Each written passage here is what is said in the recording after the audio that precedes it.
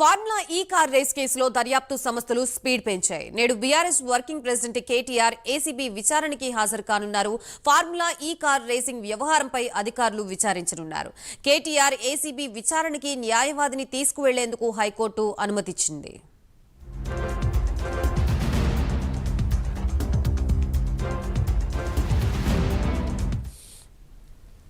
నేడు ACB విచారణ ఉన్న నేపథ్యంలో తన వెంట లాయర్ ని అనుమతించాలని కోరుతూ KTR హైకోర్టులో లంచ్ మోషన్ పిటిషన్ దాఖలు చేశారు.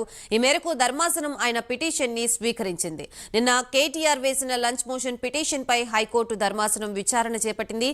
ACB విచారణకి న్యాయవాదిని తీసుకువెళ్లేందుకు హైకోర్టు గ్రీన్ సిగ్నల్ ఇచ్చింది.